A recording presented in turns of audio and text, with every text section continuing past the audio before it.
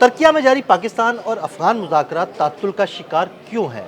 अफगान तालिबान दिल्ली के हाथों कंट्रोल क्यों हो रहे हैं? इस सारी सूरत हाल में आमिर रज़ा से बात करते हैं। आमिर भाई, तुर्किया में मुज़ाकरात जारी हैं, लेकिन ये मुज़ाकरात अभी तक तात्तुल का शिकार हैं और ये बातें सामने आ रही हैं कि अफगान तालिबान दरअसल दिल्ली के हाथों जो है ना वो कंट्रोल हो रहे हैं और इस मुज़ाकरात में जो है ना वो किसी तरफ आ नहीं रहे। ये सारा मामला क्या है, हमारे नाज़रीन को ज़रा बताइएगा। देखिए, इस व्लॉग के जो एंड पे मैंने बात कहनी है, मैं पहले बता रहा हूँ शुरू में कि लातों के भूत बातों से नहीं मानते हैं। हम चाहते ये थे कि हमारा ये हमसाया जो है, जो कि ख़ुद को मुसलमान कहते हैं और मुसलमान होंगे भी, इनके बारे में ये आम तासर है कि ये जो है इस्लाम पसंद लोग हैं और इस्लाम अमन आसी का मज़हब है।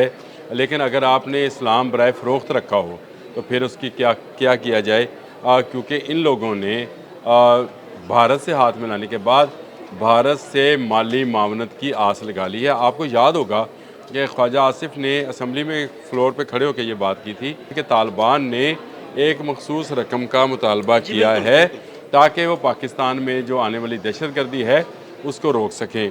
ये एक ड्रामा था, एक फ्रॉड था, एक कैमोफ्लेज था ताकि पाकिस्तान को इस बात में उलझाया जाए कि तालिबान के पास पैसे नहीं है, अगर हम पैसे दे भी देते तो ये पैसे भी पाकिस्तान के ख़िलाफ़ इस्तेमाल होने थे। लेकिन हुआ क्या, जब आप बराए फ़रोख्त हो जाते हैं तो फिर किसी मुल्क का दुश्मन मुल्क जो है उसमें इन्वेस्टमेंट शुरू करता है, जिस तरह से भारत ने इन्वेस्टमेंट शुरू कर दी है काबुल के अंदर, और काबुल वालों को दिल्ली बुलाकर उनसे हाथ मिला लिया और ये बात कही कि हम दोनों एक हैं। वहीं पर जाकर मुल्ला मुत्तकी ने यह बात भी कह दी कि कश्मीर में जो पहलगाम ऑपरेशन है उसकी भी तहकीकात जो है होनी चाहिए। तो इसका मतलब ये है कि तालिबान पूरी तरह से भारत के हाथों बिक चुके हैं और वहाँ से ये मुज़ाकरात कंट्रोल नहीं हो रहे। जो अब तक की इतलात हैं कि मुज़ाकरात के दौरान भी वफ्द में मौजूद तमाम के तमाम अफराद बार बार किसी के साथ राब्ते में जाते हैं, हर फैसला करने से पहले किसी के साथ राब्ते में जाते हैं। अगर ये एक्सेसिबल हो और इसको अगर देखा जाए या इसको डिटेक्ट किया जाए तो ये कॉल्स आपको काबुल में नहीं मिलेंगी, दिल्ली में मिलेंगी, जहाँ से ये डायरेक्शंस ली जा रही हैं कि किस तरह से इस पूरे के पूरे अमन प्रोसेस को जो है तबाह किया जाए, किस तरह से पाकिस्तान की जो ये सरहद है, मगरबी सरहद जो है, इसको हमेशा गर्म रखा जाए ताकि भारत जो है वो सुकून के साथ बलूचिस्तान में, कश्मीर में दहशतगर्दी करता रहे, मजालम ढाता रहे। इसके लिए तालिबान इस वक्त इस्तेमाल हो रहे हैं। जो आपने बात पूछी, मुझे बताएं कौन से अमन मुज़ाकरात हैं। तालिबान और अमेरिका के मुज़ाकरात एक दिन में ख़त्म हो गए थे, बिल्कुल चंद घंटों की बात थी, कतर में बैठे थे, ख़त्म हो गए। यहाँ कतर के मुज़ाकरात 19 अक्टूबर को होते हैं और उसके बाद 25 अक्टूबर की डेट दी जाती है कि इस्तांबुल में होंगे। आज तीसरा रोज़ है, चौथा रोज़ है आज। 3 दिनों में किसी नतीजे पर नहीं पहुँचे और सबसे अदील भाई मजाक की बात तो ये लगी मुझे कि तालिबान ने कहा कि हमें ये गारंटी दी जाए कि पाकिस्तान की सरजमीन तालिबान के ख़िलाफ़ किसी दहशतगर्दी में इस्तेमाल नहीं होगी। यानी दहशतगर्द ये कह रहे हैं, दहशतगर्द खुद दहशतगर्दी की बात मतलब उल्टा चोर कोतवाल को डांटे वाला मामला है। यानी चोर भी कहे चोर चोर। जो लोग दहशतगर्दी को प्रमोट करते हैं और सर्टिफाइड दहशतगर्द हैं पूरी दुनिया के लिए, वो आज पाकिस्तान से कह रहे कि इस बात की गारंटी दें। हालांकि ये शिक जो थी ये पाकिस्तान ने रखी थी कि अगर आप हमारे साथ अमन मुज़ाकरात करना चाहते हैं तो हमें इस बात की गारंटी दी जाए और रिटर्न दी जाए, ज़ुबानी कलामी नहीं, रिटर्न दी जाए कि आप अफ़गानिस्तान में मौजूद तमाम ऐसे दहशतगर्द ग्रुप्स जो कि आपकी पुश्तपनाही में पाकिस्तान के अंदर फितनल हिंदुस्तान और फितनल ख़वारिज को फीडिंग पॉइंट्स बने हुए हैं, उनका कला कमा करेंगे, उनको ख़त्म करेंगे और उनको मज़ीद कार्रवाइयों से रोकेंगे और जो पाकिस्तान को मतलूब दहशतगर्द हैं वो इनके हवाले किए जाएंगे।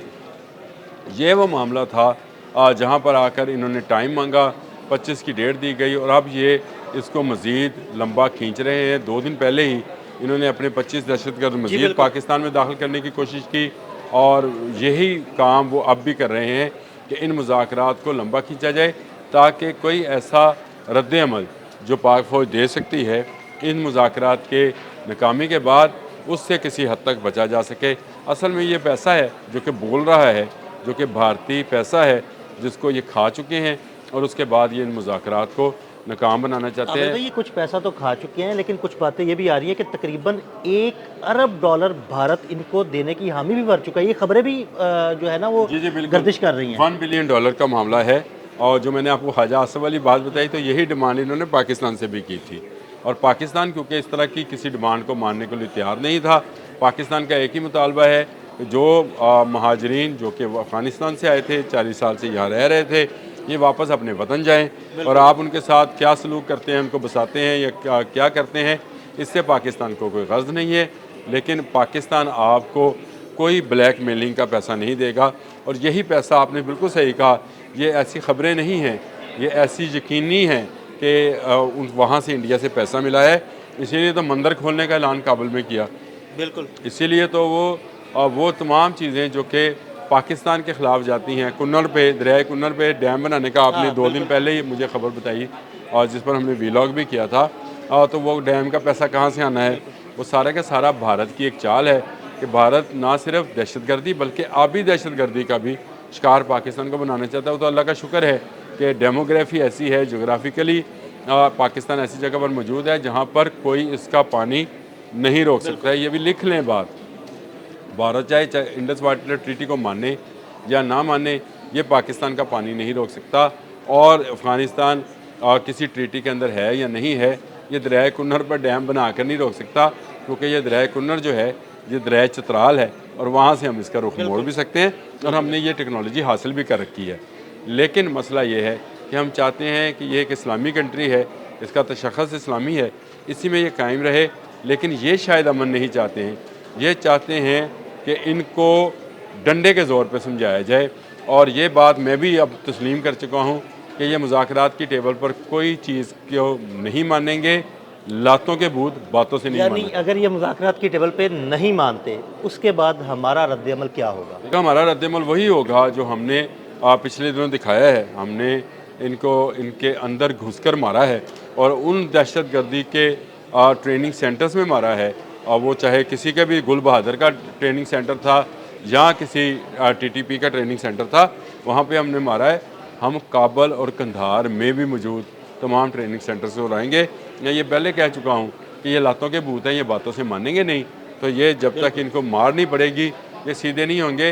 ये इसी तरह से पैसों की खातर पूरी दुनिया में बदअमनी और दहशतगर्दी फैलाते रहेंगे। बहुत शुक्रिया अनवर जी। बिल्कुल, पैसों की खातिर बिकने वाले अफ़गान तालिबान लातों के भूत हैं जो बातों से नहीं मानते, और इनको अगर मुज़ाकरात कामयाब नहीं होते तो पाकिस्तान के हाथों मज़ीद मार पड़ेगी। अदील अहमद और आमिर रज़ा को इजाज़त दीजिएगा। अल्लाह हाफ़िज़। कुछ पैसा तो खा चुके हैं, लेकिन कुछ बातें ये भी आ रही है कि तकरीबन $1 अरब भारत इनको देने की हामी भी भर चुका है। ये खबरें भी जो है ना वो जी जी बिल्कुल, गर्दिश कर रही हैं।